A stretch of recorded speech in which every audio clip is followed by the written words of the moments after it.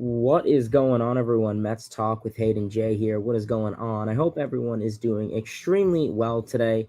I am most certainly doing well. We got a ton of great stuff to talk about, and that is Mets got a sweep. I wish I had a broom in my hands right now. I would, start sweeping the floor or something, but unfortunately, I don't have access to one. But yeah, what's going on, everyone? Mets Talk with Hayden here. Hope everyone is doing extremely well. Of course, I am doing well as the Mets have a sweep in the books, so that is something to be proudful for. But yeah, hope everyone's doing well. Obviously, in today's stream, we are going to be covering the New York Mets and the Oakland Athletics series summary, pretty much summarizing the good, the bad, and the ugly. Not much bad or not much ugly to talk about, so should be good. And then, of course, we are going to be previewing the New York Mets and the Los Angeles Dodgers series preview. So kind of going over the pitching matchups and I guess essentially what could be expected for that upcoming series, which starts tonight. And then, of course, the Brett Baty call up that was official a couple hours ago. That was made official, so we're going to be covering that. And then, of course, all of your guys' comments, questions, concerns, all of that phenomenal stuff. So, yeah, before we get into that, just smash that like button, turn those post notifications, subscribe, tell your friends about this channel. If you have any comments, questions, concerns, anything you want to drop, feel free to drop it below. But yeah, with that said, let's go over the Mets and Oakland Athletics series summary. So getting into it, Friday's game, the New York Mets won this game by a massive score of 17-6.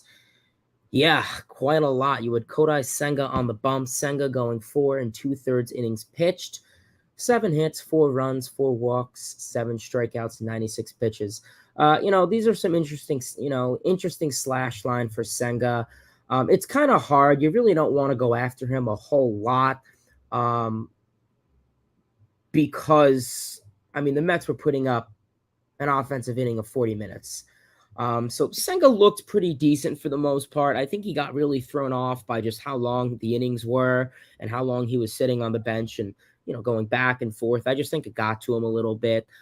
His ghost fork looked nice. The A's lineup wasn't really doing much with it. So overall, a pretty impressive outing. He mixed up his pitches. His velocity was there. Overall, really no complaints with Senga. He did his job. He limited the runs. The A's, this is a surprising A's lineup that we'll talk about, but definitely this A's lineup was putting up some offense. But yeah, Senga looked good. Steven Nagosic came in for an inning, 4 hits, a run, 2 strikeouts. Dennis Santana, 2 1/3, 2 hits, a run, 2 strikeouts. And then John Curtis, an inning and a strikeout. So the pitching did their job. 6 runs, 13 innings, or 13 hits given up by the pitching staff, which, isn't horrible to say. I think a lot of them just got fatigued with how long the innings were, and this is an Oakland A's lineup that surprisingly was hitting decently well. You saw it. They went out there and they were putting the ball in play. I know the A's are definitely a 100 loss plus team, but they're not horrible when it comes to driving in runs. They have guys who could hit the ball and put the ball in play and fundamental baseball. I know the A's are, like I said, are bad in every aspect, pitching. Defensively, they're okay, I guess. Bullpen-wise, they're horrible. They don't have much talent offensively, but, they have a couple guys who could hit the ball out of the ballpark, score a couple runs, Definitely made the Mets work a little bit later on in the series, so. Whoops, I do not know why that repeated. But yeah, with that said, the offense is really where this team broke out. 17 runs, 11 hits. This team also had 17 walks, which was definitely quite historic. Getting things started with the offense in the second inning, Brandon Nimmo has an RBI walk to bring in Daniel Vogelbach. Following that, in the second inning, Starling Marte walked to bring in Luis Guillorme. So, you see the Mets are walking. Great plate discipline. Obviously, the A's pitching staff was not having it when it came to their location of the zone. They were walking. They were being calm at the plate, and that's what any good ball club would do. Following that, with the bases loaded, Francisco Lindor has a grand slam to center, 439 feet, to bring in Nimmo, Marte, and himself. Heading on into the 5th inning, Brandon Nimmo is hit by a pitch to bring in Eduardo Escobar. Starling Marte has an RBI walk to bring in Guillorme. Francisco Lindor has an RBI double to left to bring in Marte and Nito. So a 7 RBI day for Lindor. You like to see that. Daniel Vogelbach had an RBI ground out to bring in Lindor. Starling Marte had an RBI double to left to bring in Nimmo. And then going on into the ninth inning, the Athletics pretty much had to put in a position player because just they really were getting their ass absolutely beat and quite depressing, if you may say. Vogelbach, RBI walk, Lindor comes in. Escobar, double to the left. Alonso, McNeil come in to score. And then pretty much to close things out, Luis Guillorme has an RBI single to the left to bring in Daniel Vogelbach. So, yeah, once again, Oakland is definitely a laughing stock, and you saw it there. I would say this was by far one of the longest games we saw this season. I know with the pitch clock, but I think it went to I want to say it was 3 hours and 32 minutes. So kind of unorthodox to see considering all the new rules and regulations that have been implemented within the league. So I guess if you like the historic nostalgia of plus 3 hours, well, this was definitely the time for you to watch. But overall, very good, very appropriate game, and yeah, that's what good teams do. I had a total of 18 guys on base, so yeah, 17 walks issued. Crazy. Going on into game 2, the Mets were fortunate enough to win this game once again, 3-2. Carlos Carrasco was on the bump. Definitely a big start for Carrasco. Obviously, this was a game that was going to determine a lot. A lot of people were very, I guess, tired is the nice term to say with Carrasco. If you want to look on Twitter and see what people said about him, you could also do that. But yeah, a lot of people were getting just overall frustrated with Carrasco, with just his performance lately. And this was definitely an outing where I think it was make or break. Take it with a grain of salt. It's a shitty Oakland A's lineup, but it's still a baseball team. He still went out there and he still pitched, and he did pretty decent, if I may say. Obviously, like I said, a huge outing for him. Went out there, 5 innings, 4 hits, 2 runs, a walk, 3 strikeouts, 88 pitches, 51 of those were in the strike zone. He looked decent, gave up a normal amount of runs for 5 innings, in my opinion, as he only gave up 2. His stuff looked decent. He had a lot of bloopers, so if you want to use the terminology, unlucky, go for it. I definitely can say so. But yeah, he looked solid. I definitely think the velocity dip is going to be something that's going to be discussed later on in the season. He's 36, so he's old. Yeah, I definitely think that's going to be something that the Mets and Jeremy Hefner definitely keep an eye out on. I don't know if it's the pitch clock. I don't know if it's just wear and tear, his age, just him going downhill. But yeah, the velocity decrease throughout the game is going to be something that they are going to observe. So yeah, we'll just see how that goes for him down the line. In terms of the offense, they did their job. In the 4th inning, Pete Alonso has a solo home run to left, 421 feet. And then going on into the 7th inning for the Mets to really start to rally back. Mark Canha in the 7th inning had a solo home run to left, 414 feet. And then in the 7th inning, once again, Brandon Nimmo comes into clutch and has an RBI double to right to bring in LeCastro. So, yeah, offensively, this was a pretty decent game. Great performances from Nimmo, Alonso, Lindor, Canha. So some great contributions there. Drew Smith gets the win. Robertson with his 3rd save of the season. Tip of the cap to David Robertson with his 3rd save of the season. Obviously, went into this bottom 9, had the tying run on 3rd base.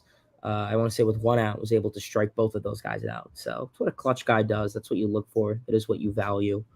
So yeah, Mets win that one 3-2. And then going on into the 3rd and final game of this 3-game set for the sweep, the Mets win yesterday's game by a score of 4-3. Obviously, Jose Butto was on the bump for the Mets, and a lot of people were kind of questionable. What would Butto do? Would he go out there, pitch a gem of 5 innings, or go out there and pitch like absolute shit? And he went out there and he pitched a decent gem, I would say. 5 innings, 5 hits, a run, 4 walks, 2 strikeouts, 83 pitches.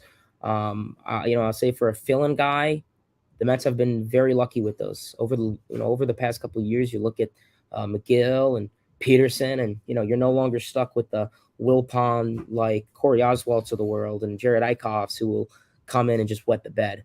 So very happy Jose Butto went out there. He could be someone that the Mets definitely keep an eye out on at later points of the season. If Verlander, he's honestly like 40 years old.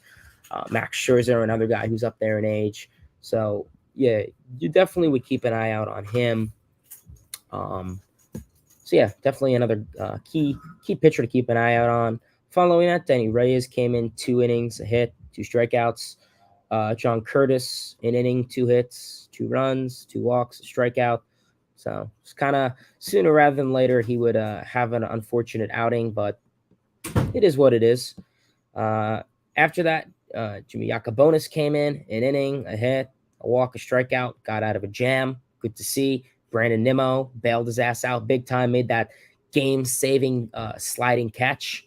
And then following that, David Robertson came in for the save. So you're pitching back-to-back pitchers were very clutch. So that is very important. In terms of the offense, it was quiet offensively, 4 runs, 6 hits, but you got the job done. The power carried this game, as we could see.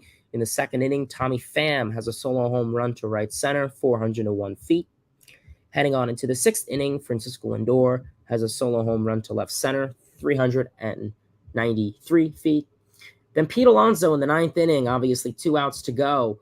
The Mets were in the need of a sweep, and Pete Alonso said, all right, let's get the sweep, and he hits a solo home run to center for his 8th on the season, 430 feet to dead center. That was a moonshot, very impressive. And then in the 10th inning, Lindor walks. However, it is a wild pitch to bring in Eduardo Escobar, and that was enough. That's all they needed as the Mets go on to win the game 4-3. Yacobonis gets the win. Robertson with his 4th save on the season. So very clutch pitching, very clutch hitting, and the Mets swept. It's against an Oakland A's lineup. Say what you want, but hey, they're major leaguers. I mean, arguably, I said they are AAA players for the most part. It's not like these guys would be on teams if they're with the Yankees or the Mets or the Cubs or whatever other organization. But you know what? They're baseball players. They're capable of throwing 95 down the zone. They're capable of hitting the ball off at 95 miles per hour, and they're capable of fielding the balls and making the play. So at the end of the day, you don't want to go out there and say, oh, the Mets should sweep, because, hey, things are possible. So, yeah. So, like I said, Mets get their first sweep on the season. Obviously, good week. Obviously, the Mets had a pretty good week, taking 2 or 3 from the Padres we discussed in last stream. And then this series, they get 3 of 3. And they scored a lot, obviously, OBP-wise. Obviously, OBP-wise, they moved up a lot. Stolen bases, they lead the league. Walks, they're walking a lot, which, is good. Get on base, I guess. That's all I really care about. So, yeah, hopefully they can keep doing that. But with that said, now comes a new series, as the New York Mets are in Los Angeles to play the LA Dodgers in a 3-game set. And with that said, let's dive into it. The Mets coming into this are 10-6. Dodgers are 8-8. Surprising. The Dodgers are 500 ball. Crazy. I know it's early, but still.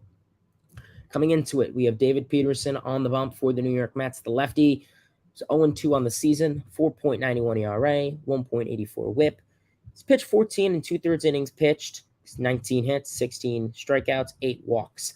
So, yeah, Peterson, obviously, nice southpaw. He's been very good for the Mets lately. The win-loss record, take it with a grain of salt. Mets offense couldn't score many runs in his 2 starts. Hopefully tonight that will change. Peterson's been looking pretty good so far. His velocity's gone up. His slider's been looking nice. His fastball, a lot more swinging and misses lately. So that's something that you could definitely keep an eye out on. And for the next couple months, I'm sure many will keep an eye out on that.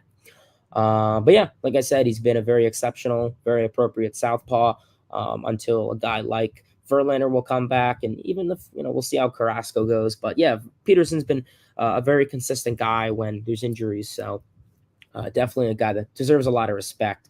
I would say the only, I guess, kind of deterrent for him staying out there is the walks, which he's gotten a little bit better at that, I will say, throughout his career, throughout the season.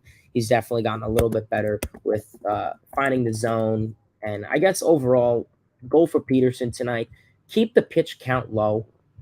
And that's really all I have to say. I mean, if you could throw 10 to 15 inning, you can go 6 innings, maybe get taken out in the 6th, I'll be happy with that. That'd be overall like my goal for Peterson coming into tonight's outing. So yeah, we'll see how Peterson goes, and of course the Dodgers will have Dustin May, who he only has 1 inning pitch with 2 strikeouts and hit in his career, which was in 2019. So Dustin May's been having a pretty good season so far. 1.47 ERA, 18 in the 3rd innings pitched. So yeah, we'll see how he goes. 7 walks. So it's not like alarming, but we'll see how that goes. Obviously, the lineup is out tonight, so that is interesting to see. And of course, we do have, Brett Baty in that lineup, batting 8th, starting at 3rd base. So keep an eye out on that. Getting into game 2 of this 3-game set tomorrow at 10:10, we will have Tyler McGill on the bump for the New York Mets. McGill, 3-0 in the season, 2.25 ERA, 1.19 WHIP, 16 innings pitched total, 12 hits, 13 strikeouts, 7 walks, and 2 home runs. So, McGill is coming off of another good start against the San Diego Padres. His offense is scoring runs for him, and hey, he's only giving up 2-3 runs a game, and that's good. That's what any good team will ask. That's what any good team would ask out of their starting pitcher. And McGill, he's been known for being very good in May and April. And, like I said, if he can carry until a guy like Verlander can come back and definitely take some of the slack off of McGill and Peterson, I'm all for it. So, yeah, as of right now, super happy. McGill will be on the bump tomorrow. McGill's been looking good so far this season, as stated. He shortened up his stride. Lower velocity, but, it's not really crazy or bad for a young pitcher like himself. He's used to the pitch clock. His fastball's looking good. His movement on his cutter and slider is looking good. Changeup. So if he can go out there, throw those, mix up his pitches, could expect hopefully a good outing. He has pretty decent career numbers against the Dodgers. Following that, the Mets will be facing up against the Dodger lefty Clayton Kershaw, who 3.50 ERA, 1.11 WHIP, 18 innings, 16 hits, 17 strikeouts, 4 walks, 3 home runs so far this season. So we'll see how that goes. Getting into game 3 in the final game of this 3-game set, Wednesday's game, which is a 3:10 start, Eastern Standard, of course. The Mets will have Mad Max Scherzer on the bump. Scherzer, 2-1 on the season, 4.41 ERA, 1.22 WHIP, 16 in the 3rd innings pitched total so far, given up 13 hits, 14 strikeouts, 7 walks, and 4 home runs. Scherzer obviously had a good start last time. A decent start against the Padres. Wasn't great, but wasn't horrible. And I guess he's going to hopefully hope that he could bounce off of that with another good start. So we will see how Mad Max Scherzer fares in this start. If he can keep his slider on point, if he could mix up his pitches, you'd like to see him go potentially 2 innings, not 2 innings, 6 or 7 innings.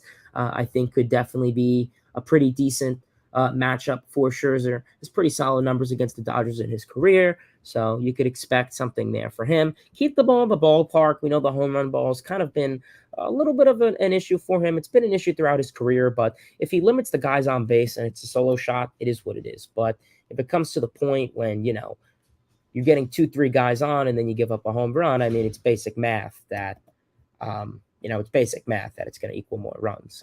I'm not going to sit here and tell everyone that because everyone knows that, but keep the bases not occupied as much as possible. And then obviously the Dodgers will have the former Met Noah Syndergaard on the mound. We'll see if he actually pitches. Some excuse last minute. We'll see.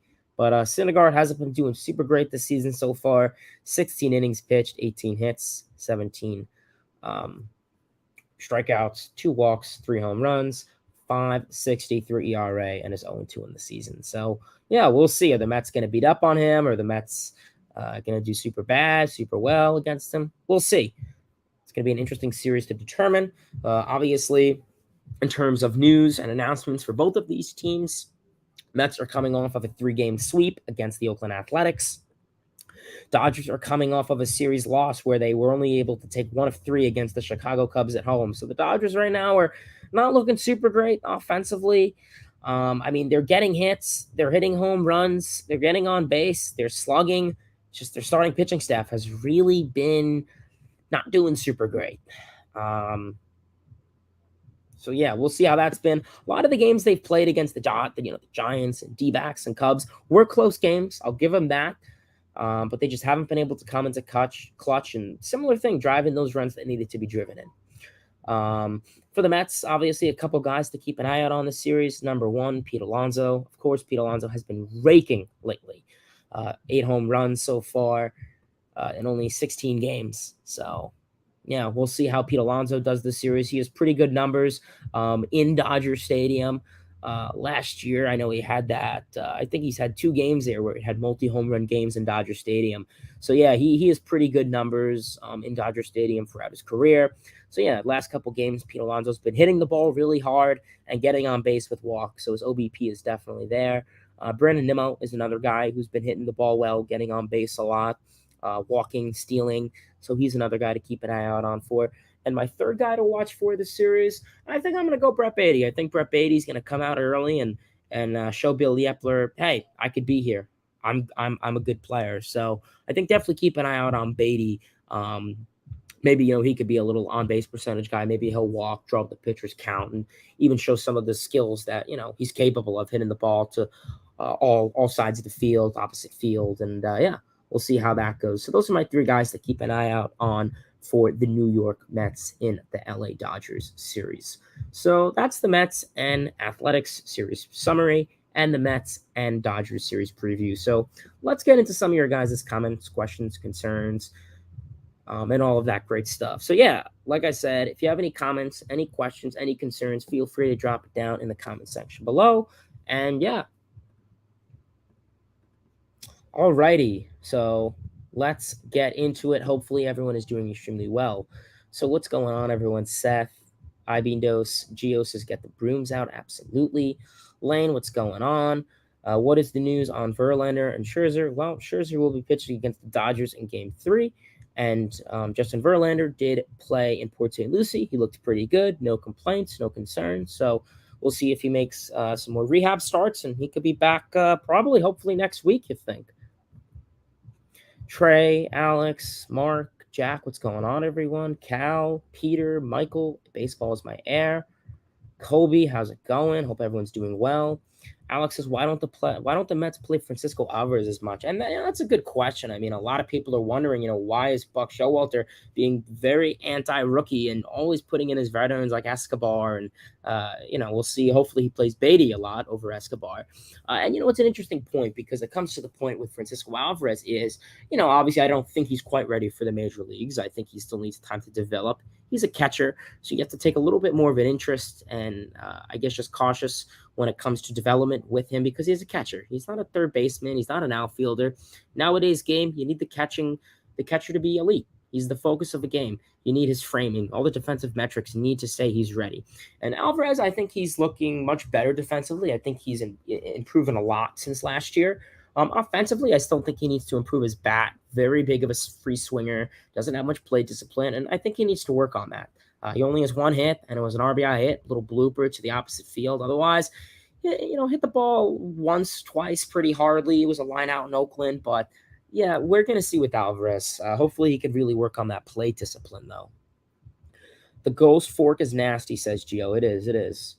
Trey says Escobar is all class. I still believe that both of them will help us win. Escobar is a good player. I believe in him. Escobar is versatile with power and as well as Baty. Yeah, I mean, like I said, when it comes to the whole Eduardo Escobar situation,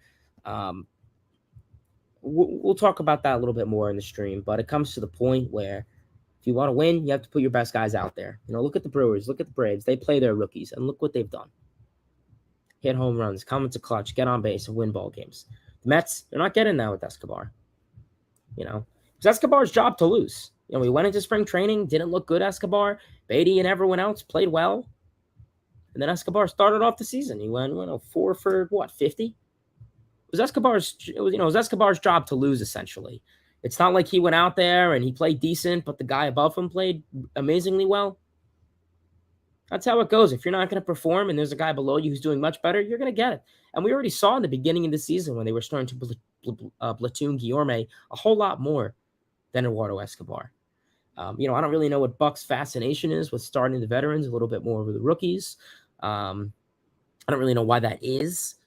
But, yeah, I think at the end of the day, when it comes to Escobar, listen, it's great he dances. It's great he's a good clubhouse guy, but unfortunately, he gets paid to win ball games, to play baseball.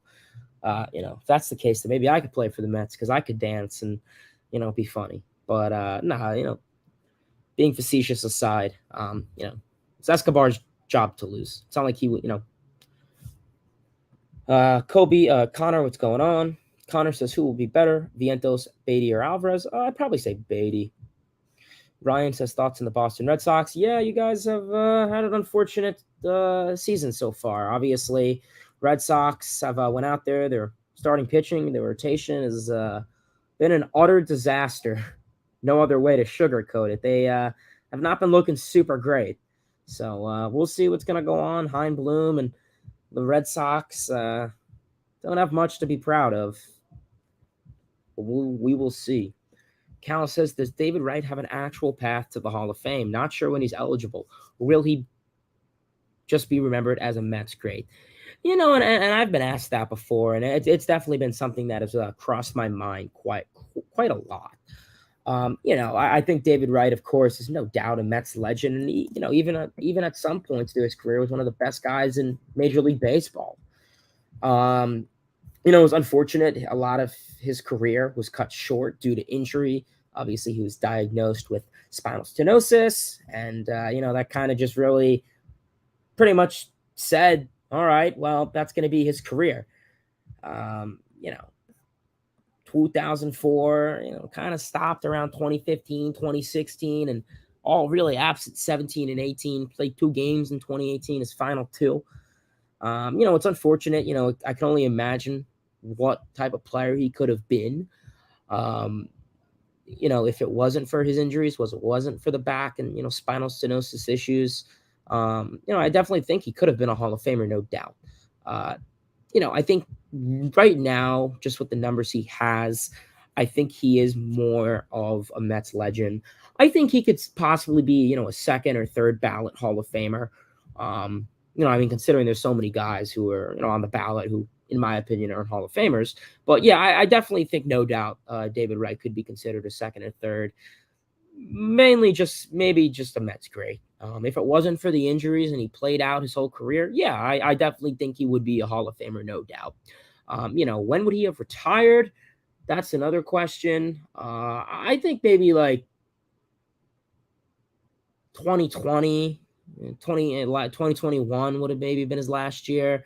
Maybe 2019. It's unfortunate he could never, win a ring. A lot of people say, Tigers fan Miguel Cabrera never won a World Series ring, unfortunately, which, same could apply here for David Wright. But, yeah. Did the Mets call up Mark Vientos and Ronnie Mauricio?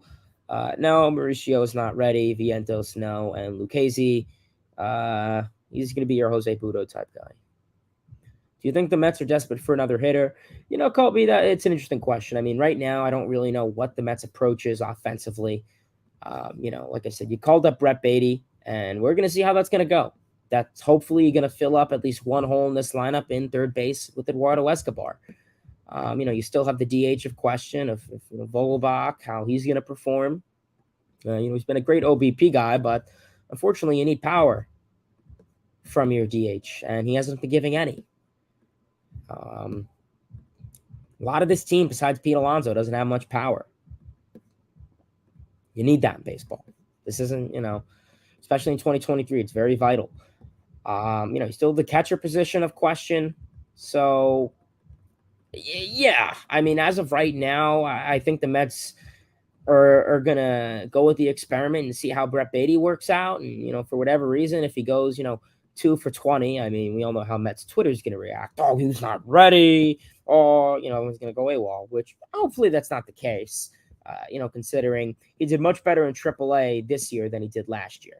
He only spent a week in AAA last year, got called up. That week in AAA wasn't that great. He spent the week in AAA this year, and he hit like 4 home runs, an OPS 1,200 or something like that. So, yeah, he looked much better in AAA this year than last year. So, I definitely think he'll be ready now than when he was last year. He was more rushed last year. And then, he got injured, and, I think that kind of just said, we'll see how it is. So yeah, I think Baty will definitely thrive much more now, considering that he has a little bit more experience under his belt, and I think just tweaked a lot of things offensively, which favors him. What's missing from the Mets lineup right now? Power. Point blank simple. It's power. Like I said, this is a contact, slap the ball oriented team, and unfortunately, in this day and age, it doesn't work. You need power.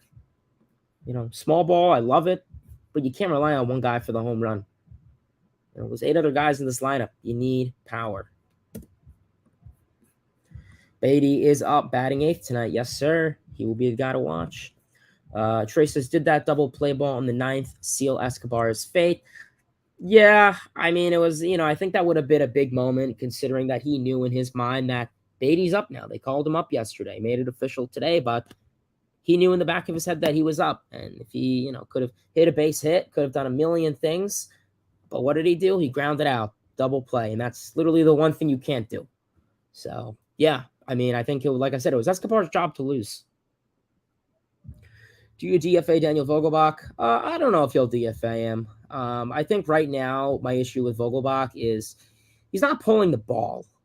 And he's not swinging the bat. And the Mets are, turning him into this on-base percentage machine. And it's like, what the fuck? Pardon my language, but, I mean, have you looked at him? He's a power hitter. He pulls the ball, and he's a lefty. Didn't the Mets bring in the right field wall like 20 feet? Like, do I have to slap Buck Showalter and the Mets coaching staff on the head and say, like, boom, that's a blessing in disguise right there? I don't really know what's going on. So, yeah, I don't know what they're doing with Vogelbach. They're turning him into this freaking OBP guy. And your DH can't be an OBP guy. Look at all the DHs around the league. They're going to give you 20 home runs plus. So, yeah, I don't know what their mentality is with that, but it's an absolute joke. No doubt about it. It's an absolute joke. I'm not fond of it. And yeah, they're saying how, there's no power besides Alonso. You have another candidate in Vogelbach, and you're not making him one. So I wouldn't DFA him, but, we'll see. Connor says, would love to see an increase in home runs with runners in scoring position. Not just solo shots, but we'll take what we can get, obviously. Yeah, and like I said, too, get guys on base. This is a freaking contact table setter team, but then when Alonso's hitting home runs, no one's on base. Or Lindor's hitting home runs, no one's on base. Kobe says, why isn't Mauricio getting reps in the outfield? He's obviously blocked at shortstop. Are the Mets planning on trading him? I don't know what they're planning on doing with him at this moment. I think it'd be kind of silly to – I agree with you. I mean, considering where he is right now with his build, he's not a third baseman. He can't play second base unless you know of any second basemen who are 6'4" and 250 pounds. He's a big dude. If you Googled Mauricio when the Mets drafted him to now, yeah, big difference. So I'm not really sure what the Mets are planning on doing with him for his future, where they plan on playing him. Yeah, so we'll see. I would like him to start getting some outfield reps. I think he has the speed and the athleticism for it.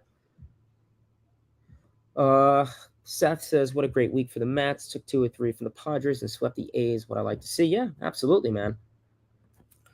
Lane says, send down Guillorme. I don't think they're going to do that, but, decent bench guy. Cal, what's going on? He says, LFGM, what's going on, man? Trey says, I agree. The Mets need to start hitting better with runners in scoring position. They walk plenty, which is great, but need to be more aggressive in driving in those runs. Yeah, no, I agree with you 100%. That's the goal. The Mets need to drive in the runs. That's how you win ball games. Look at 2021. Yeah, Michael also says this team needs to hit with runners in scoring position. And yeah, I think power and hitting with runners in scoring position is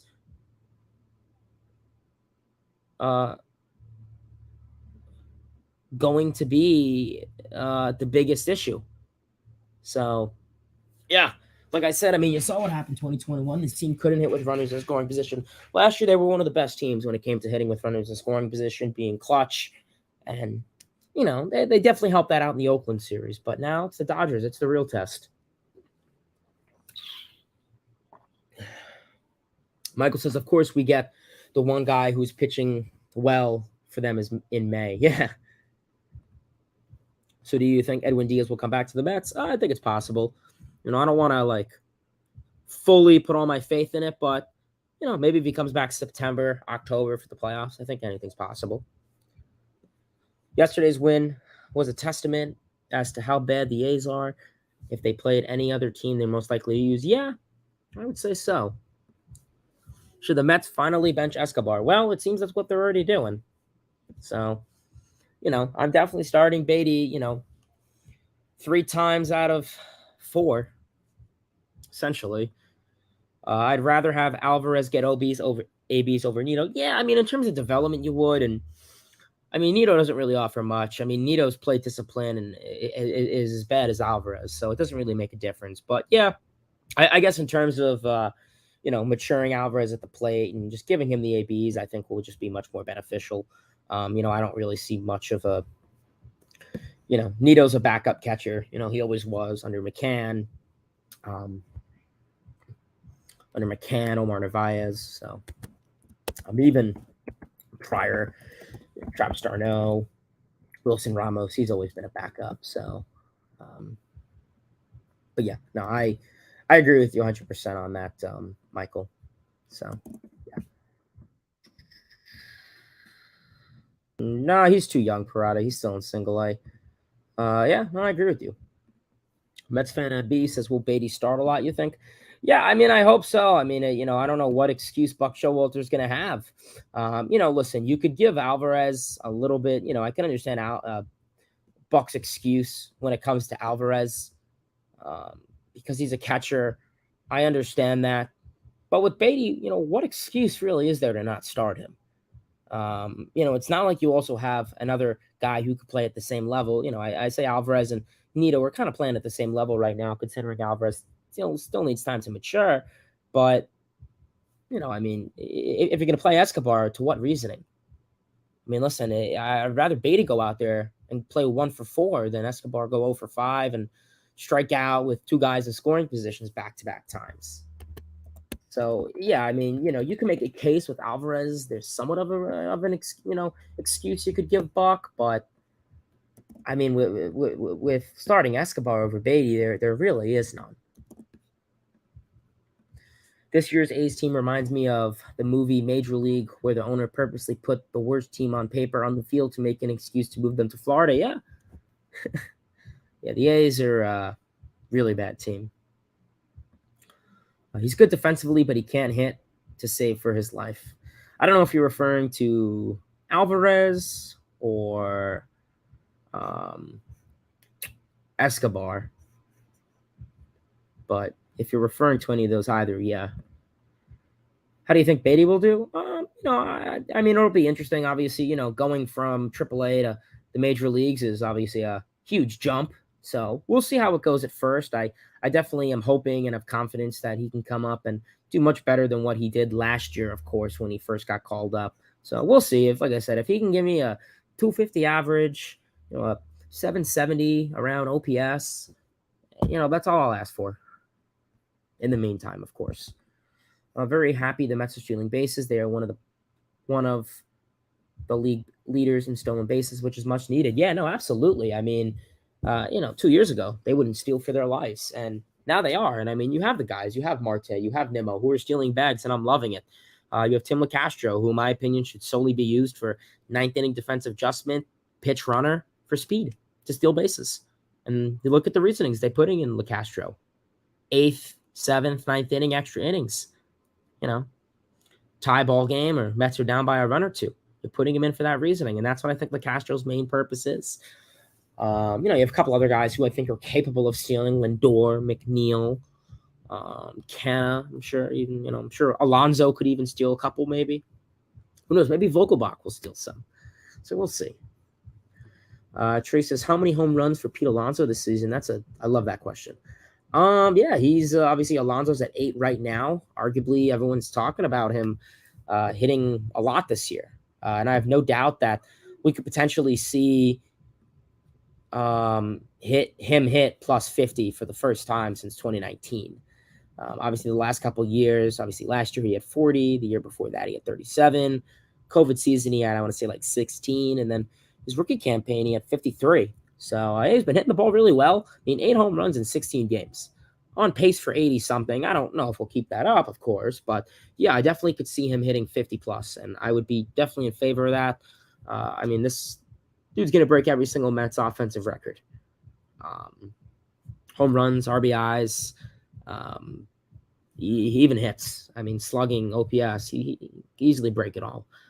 He's an incredible ball player. Absolutely love this guy. One of my favorite players in the league. Arguably one of my favorite Mets of all time. So, yeah, we'll see. But I think 50 or something. The Mets brought in the right field wall a little bit, help him out with the opposite field shots. Wright is not a Hall of Famer. Yeah, I mean, like I said, I concur. Speaking of the Red Sox, maybe Chaim Bloom is not that much better than Brody Van Wagenen. Yeah, I'd agree with you on that. Don't forget Miguel Cabrera won a World Series rookie with the Marlins. Yeah, no, I know that, but I'm saying like with the Tigers, of course. I'm not big on the pitch clock, Lane. Yeah, I'm the minority in that, but I'm not happy with the pitch clock. Game feels too rushed.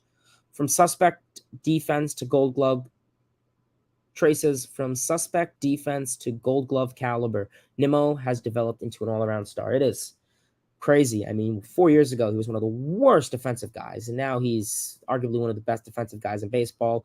I could easily see him winning a Gold Glove this year, probably be an all-star. Love that guy. Mets fans MB says, what is going on with McNeil and Canna? Yeah, I mean, taking a look with Canna, he's definitely been getting his bat a little bit more hot. He's hitting for a little bit more power now.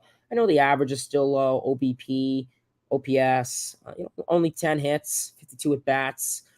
He's walking a little bit, which, you'll take that. Yeah, he definitely changed up his approach at the plate a little bit. We know that he said he wanted to be a little bit more of a power hitter, which I don't know if that's the sole reason. But yeah, we'll see. Hopefully he can cut down on those strikeouts. He's been striking out a bit. McNeil, yeah, I don't really know what it is with McNeil. I was speaking about it with some people. I don't know if it's the contract. I really don't know. His stance now is identical to last year, so it's not like he's doing anything different with his stance. It's out of the picture. I don't know.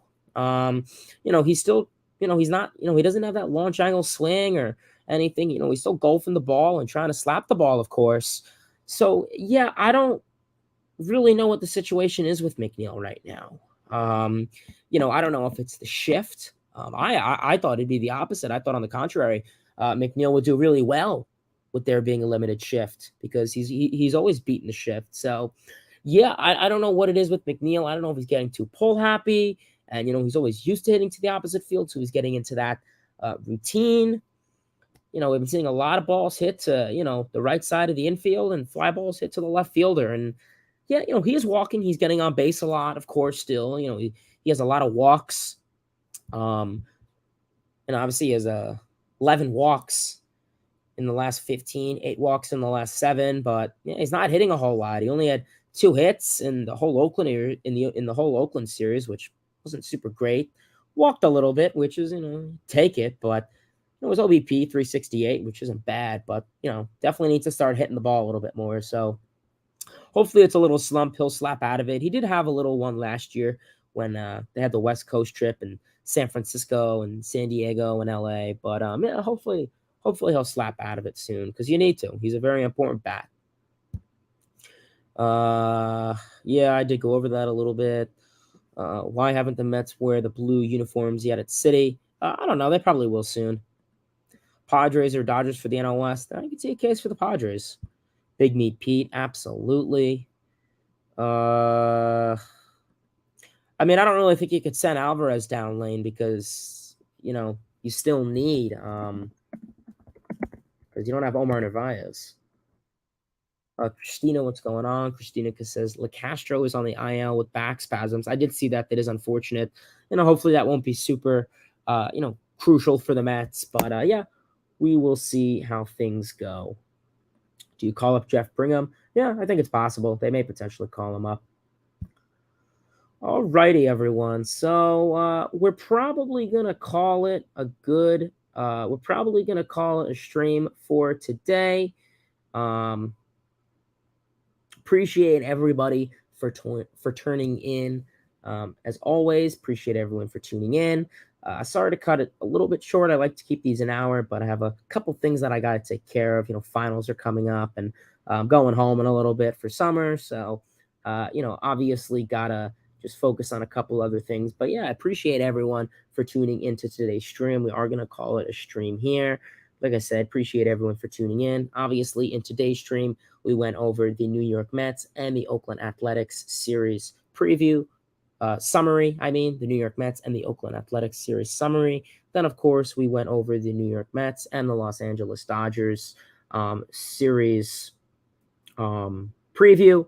All of that, the good, the bad, and the ugly for this past week, and of course this upcoming week.